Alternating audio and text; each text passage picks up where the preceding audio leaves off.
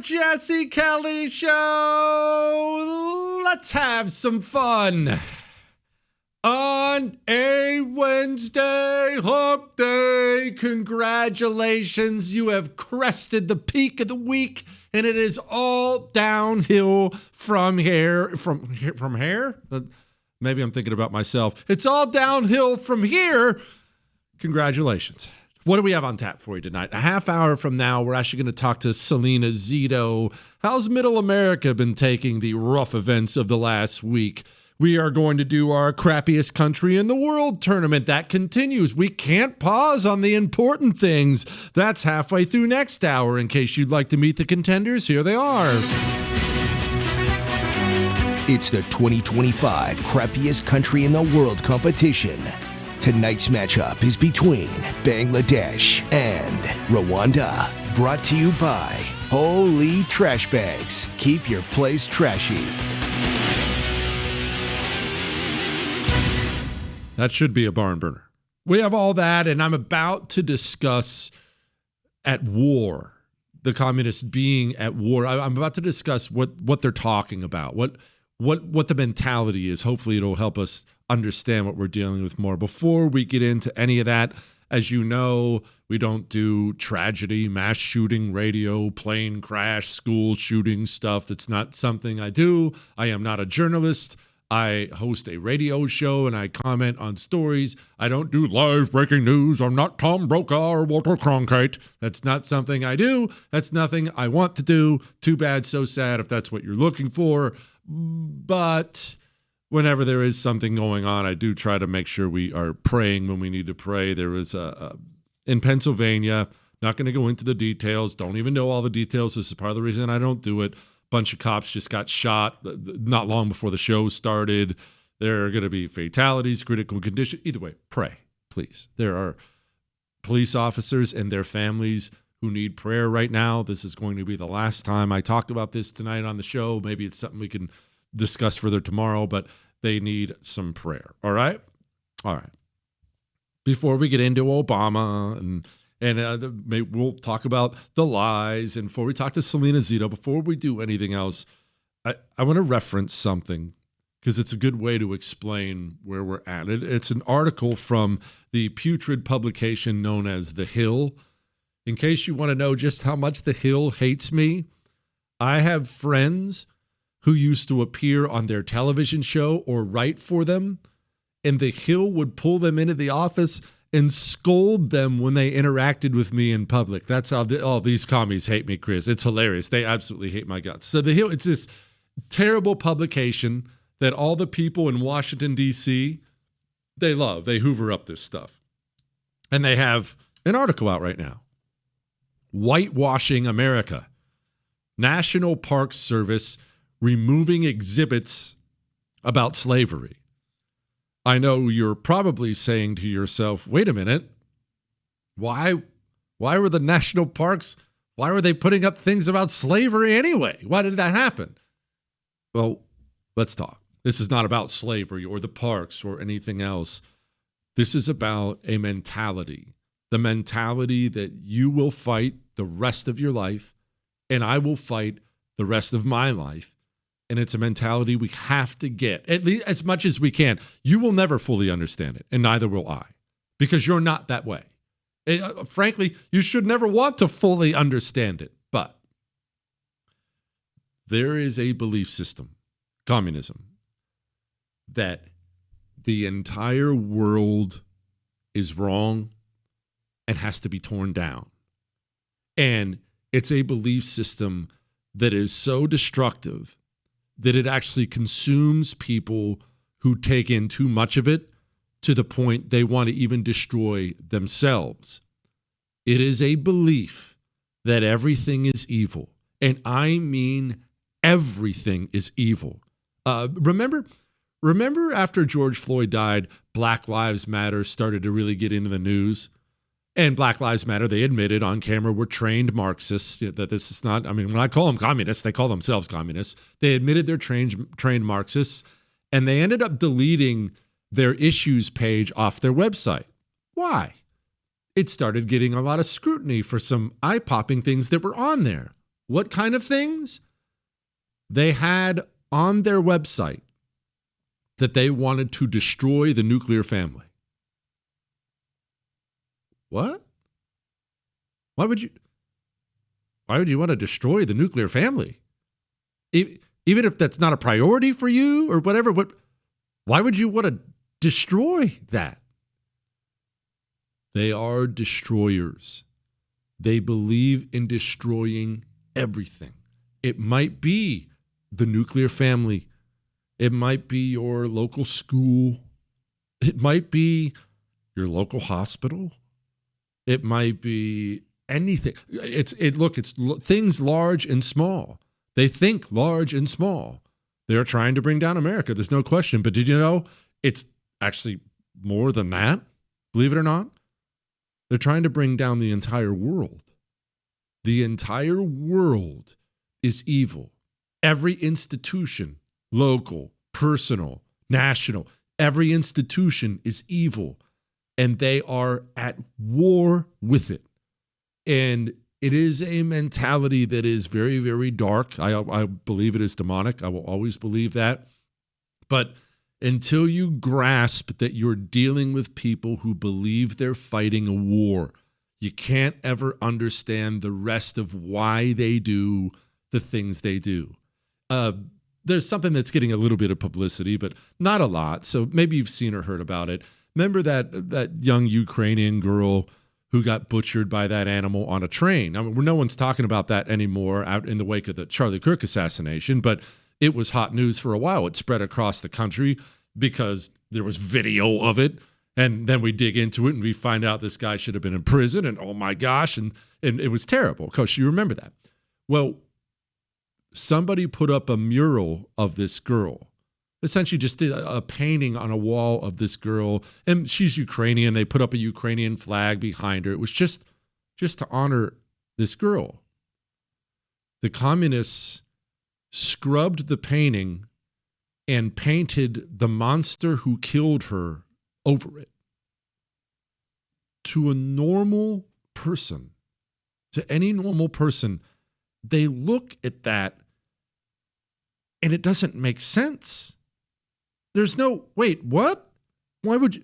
That's so overtly evil. And look, even if you are, and you know I hate this term, but even if you're some fruity liberal and you think that you should be soft, we shouldn't be incarcerating people. Even if that's your mentality, to destroy something, honoring the victim, and to instead honor the butcher?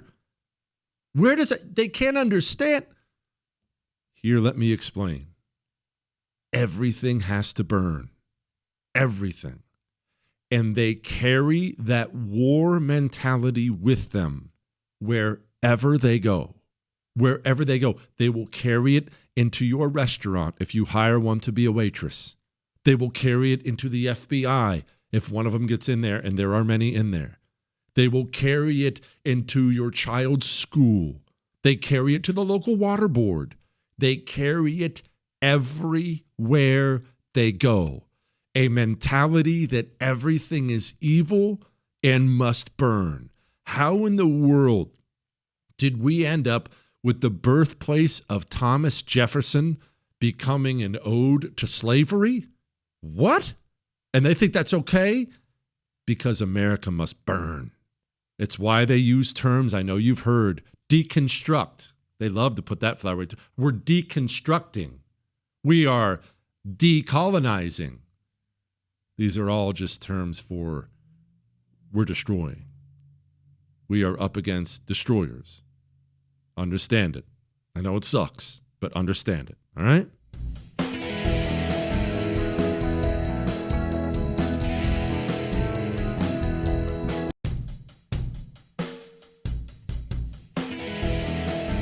It is the Jesse Kelly Show on a Wednesday. Remember, you can email the show, jesse@jessekellyshow.com. Salena Zito, the great Salena Zito, joins us about 10 minutes from now. I'm curious, what do people outside of the political bubble, what do they think about the events of last week, the terrible events we've seen? What What's on their minds? I'll be curious to talk about that. Before we go into that, I'm going to talk about this because I found it to be fascinating. In fact, I talked to someone from the UK today about this very issue, and it's actually from an email. He says, Jesse, the same destabilizing tactics are being deployed throughout the Western world, including in the US, Canada, the UK, Australia, France, Germany, Netherlands, and Brazil. Hordes of illegal aliens are being imported who become violent criminals and do not assimilate. Patriotic speech is censored and criminalized. Patriots are arrested and criminals are released to cause more mayhem. Activist judges thwart reform. Patriotic political leaders are attacked with lawfare, imprisonment, and assassination attempts. Government provides benefits to aliens so that citizens are essentially being replaced by illegal immigrants and asylum seekers. Academia and the media provide propaganda support and cover for all this. Why does this look the same throughout the Western world? Very good question. Why does it look the same? Well, why do boxers study film? Actually, no, it's baseball season. Let's go with baseball season. Have you ever heard of or watched, maybe you're into baseball, maybe not, a young batter who starts out really well?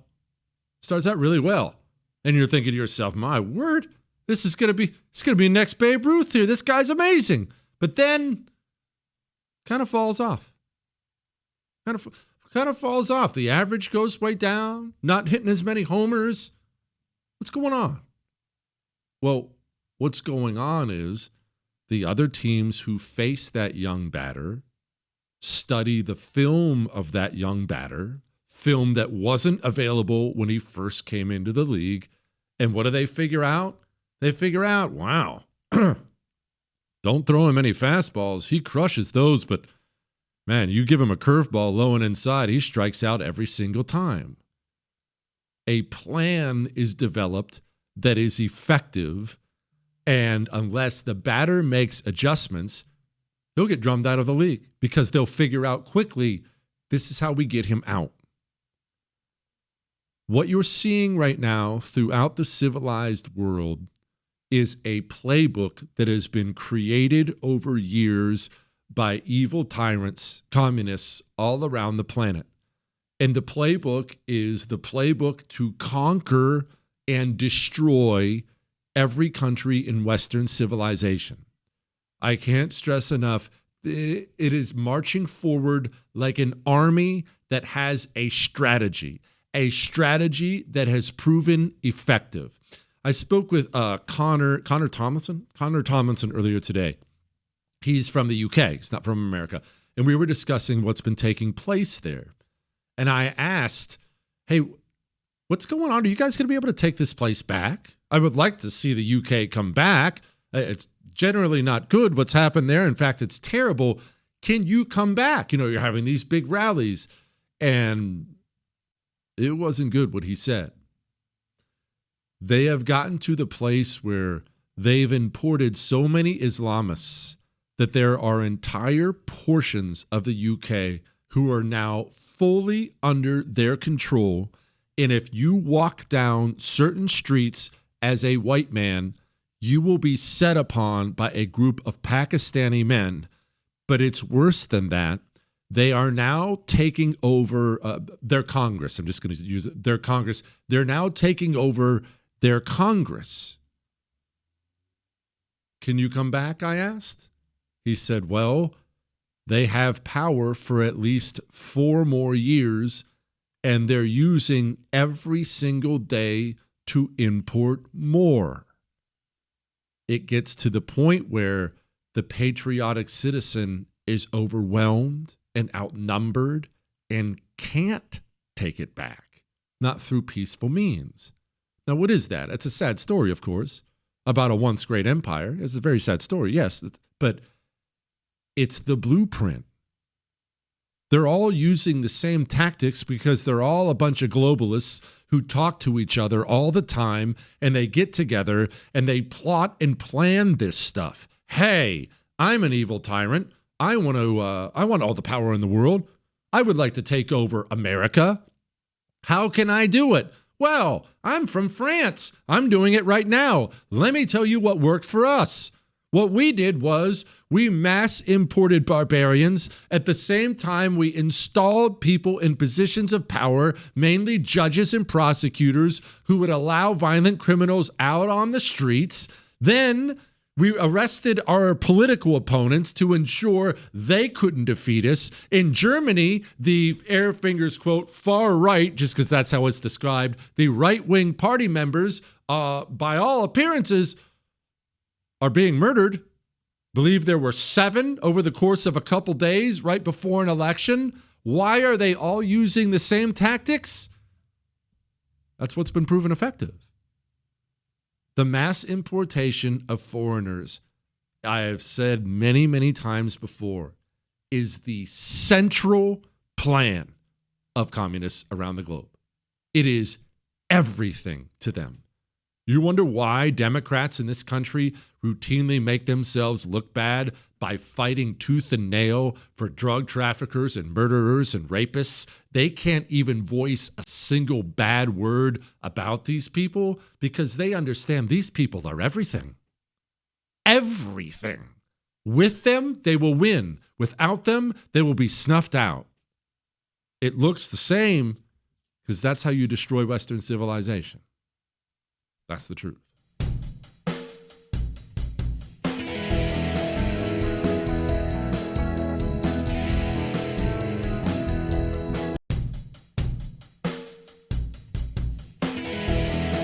On a Wednesday, a hump day, and I felt like in the wake of what has been a brutally heavy week, it was time to talk to my friend because she generally makes me feel better about things. Salena Zito, author of, so many incredible articles, but her book, Butler's going like gangbusters, as it should. She was there when they shot President Trump. Salena, before we get into some ugliness, tell me something wonderful. Something wonderful. My church was packed all the way out the door and down the steps on Sunday.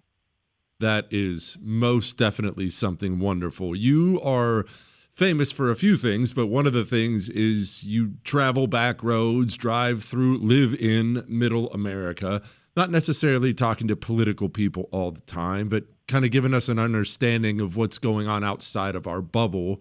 So, Salena, what's been going on outside of the bubble? Well, obviously, of note is what's happened in the past week. Mm-hmm. First, I think it kicks off with the murder of that young woman in North Carolina, and then the assassination of Charlie Kirk. And so what I was looking for is to see how young people were grappling with this. Because if people read the book Butler, which is, of course, about that day, but it's also about that entire election, they will see how many young people, I kept interviewing them and noting that, hey, you guys, pay attention. There's young people out here, and they're showing up as conservatives. And faith is part of what's drawing them away from a party that does not revere faith, meaning the Democrats, and towards the Republican Party, which is much more broad and accepting of faith as a cornerstone. And so on Sunday, I went to my own little country church, but then I went to a city church in Pittsburgh. And this is in a neighborhood called the Hill District, which is a traditional black neighborhood in the city of Pittsburgh. And the name of the church was called Sanctuary. And the kids came by the busloads from all the universities, from University of Pittsburgh, from Duquesne, from Point Park College, from Chatham. And they were filled with a boldness that had to do with faith, but it also had to do with their values in terms of their political beliefs. And what was so fascinating to me, Jesse, was that they believed that Charlie did not die in vain, that they it was incumbent upon them to spread the ideal that purpose is important, and that we cannot be afraid. Meaning that, like, we cannot be afraid. We have to stand up for our belief system. And I was really just blown away about it. But the other thing I saw, Jesse, I went to my little grandson's flag football game practice last night, and we're talking suburbs. On paper, these women should be Democrats, right? Upper middle class, college educated suburban women in Pennsylvania. Well, I will tell you that they are deeply upset by what happened to Charlie Kirk, and they are deeply motivated to not be afraid. And the number of women that had forever shirts on or freedom shirts on was just like kind of blew me away. Speaking with my friend Salena Zito, author of the book Butler. Salena, in the wake of this awful thing, I've seen so much of what you just said. I'm looking at a headline right here. TPUSA, that's Turning Point USA. That was Charlie's organization, for anyone who may not know. Chapters see a boom in recruitment, nearly 18,000 inquiries for college chapters. Why aren't people hiding, Salena? We just watched one of our leaders be murdered on camera. That should create fear, shouldn't it? Right. Shouldn't people be hiding at home? I'm not going. I'm not doing anything. I'm not getting involved. It has done quite the opposite. Why? It is. It is. And so it's so interesting that you say that. So 1 + 1 = 2, right? You see someone get shot, you share their beliefs, you go indoors.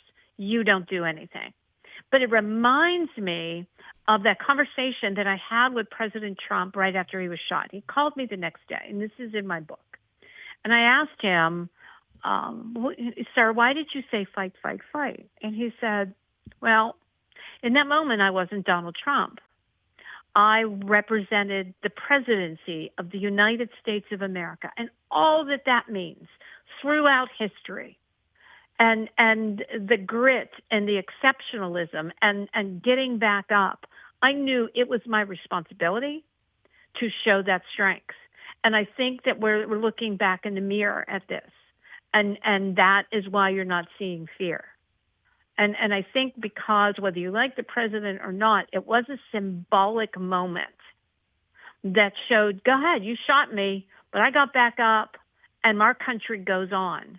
And I think these young people, I know they do because I talk to them, they believe that their generation is supposed to be the strong generation and stand up for the traditions of the country.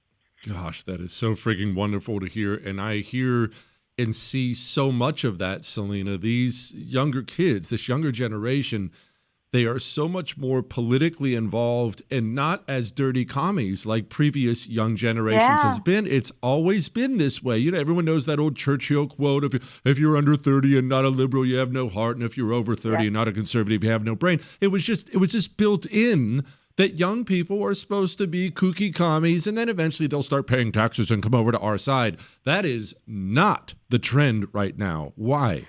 No, that isn't the trend, because this is a generation that has been looking for purpose, and the adults in the room have not offered it to them, and they believe it is that okay, all right, you're not going to give it to us. We will create it for ourselves. You know, we believe in this idea of this country, and we want it to sustain, and it's on our backs to do that.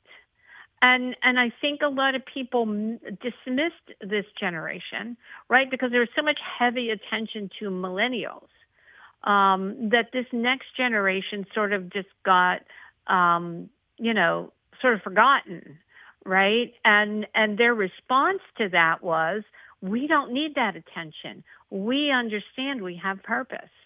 And they're showing it to us. And I think it's incredible to watch this. And, in Butler, I chronicle that a lot. Like, there are a lot of young people in that book that I interviewed throughout 2024. It's all right there. And I kept saying, y'all aren't paying attention. This is a thing. And people kept dismissing me. But if you look at the exit polls and you see how young people are responding to this, one of the things I think is really fascinating in talking to young people is having them witness teachers, professors, doctors, and nurses, not just voicing an opinion like, oh, I didn't like him, right? Like, it's normal, right? That's like a normal opinion. I didn't like Charlie Kirk. But like saying things like, I'm glad he died and I hope the rest of MAGA dies with them. And a couple of them have said to me, like, we grew up with Mr. Rogers telling us those are the helpers and always go to the helpers. The helpers aren't there for us. Speaking with Salena Zito, author of the book Butler. Salena, do you have time for one more quick segment? Because actually, Absolutely. I want to dig into specifically that, not necessarily the assassination, which we talked about, the response to it, because, man, that has been overwhelming. We will be right back with more Salena Zito, the response to it.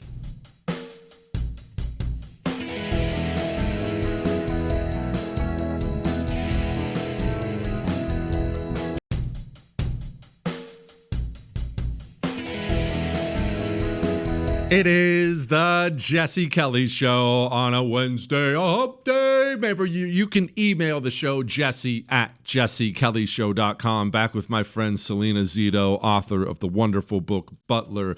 Salena, in the wake of that assassination last week, obviously the assassination was horrific, but there is something that has surprised me. It's not the response of the commie demons in our country. I've known their nature, and I've warned everyone about it for years and years. That didn't surprise me at all. What has surprised me is how much the response has affected people. I have as many emails about Democrat responses to it as I do about the assassination itself. People are mortified that these monsters are among us. They didn't know. No, they didn't know. And to my earlier point, a lot of them are, as Mr. Rogers called them, the helpers, the people that we taught children to go to if they were in a dangerous situation, a teacher, a nurse, a doctor, a counselor at school.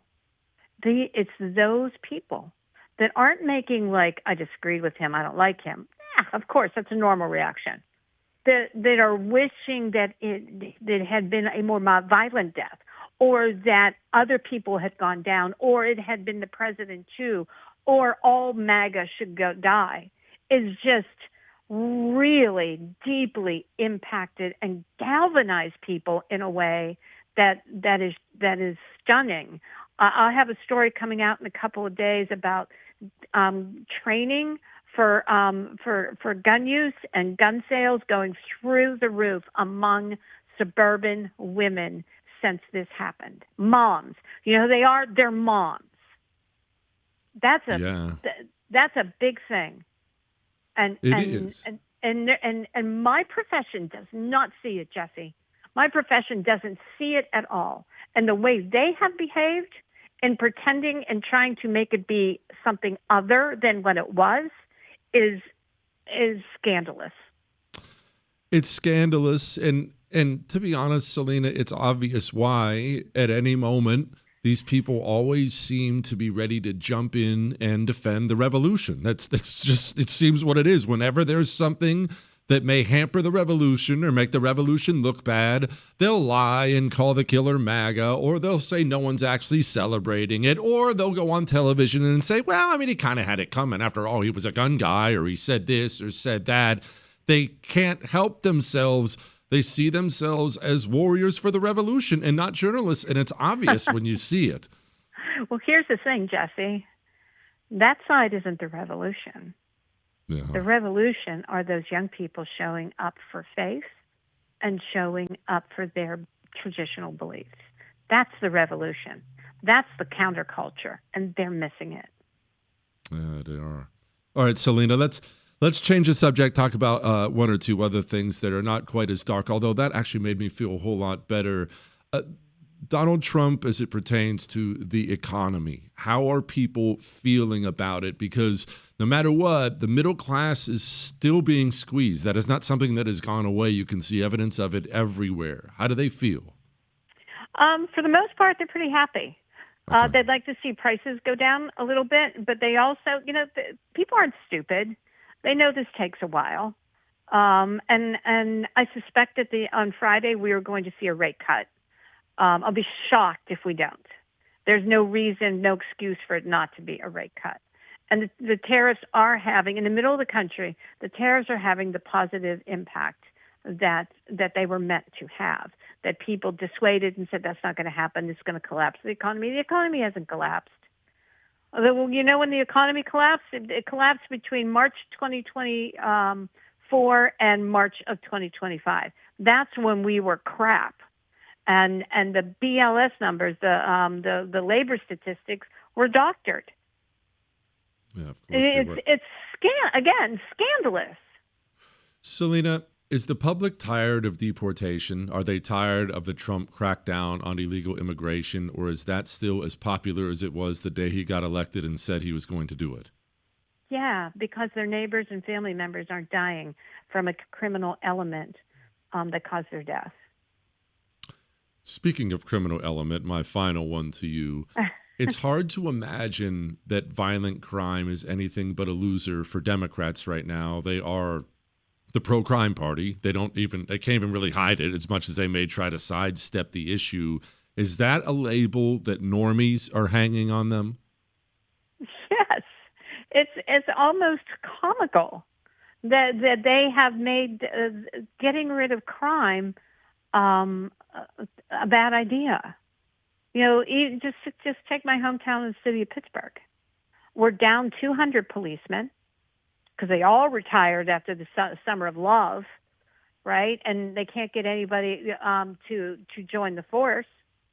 And the city is just filled with homeless camps and drug deals. And Pittsburgh's a beautiful city, but I won't go down there because it's dangerous. Yeah. Salena Zito, her book is Butler. Thank you, ma'am. I appreciate it. I grew up, as you're well aware, I grew up very close to Pittsburgh when I was a young kid. I was born in Ohio, but we lived in Toronto, Ohio, tiny, tiny town on the Ohio River. And our closest major city was not an Ohio city. It wasn't Cleveland or Cincinnati or Columbus. Our closest major city was Pittsburgh. And occasionally we would go up there. My grandpa, Jack, on my dad's side, had season tickets to the Pittsburgh Steelers. They were just, the Steelers were there, and Pittsburgh was part of our lives. And people who have never been don't understand how ridiculously cool Pittsburgh was and could be again. Because it's not New York, it's not LA, it's not Miami, it's not sexy like that. It gets kind of forgotten about. Pittsburgh's a really cool place. It's one of those hidden gems that can be amazing. Similar to Omaha, actually. Omaha is one of those places that everyone forgets about because it's Nebraska, it's fly over the country, or whatever people want to describe it as. Omaha's a really cool place too.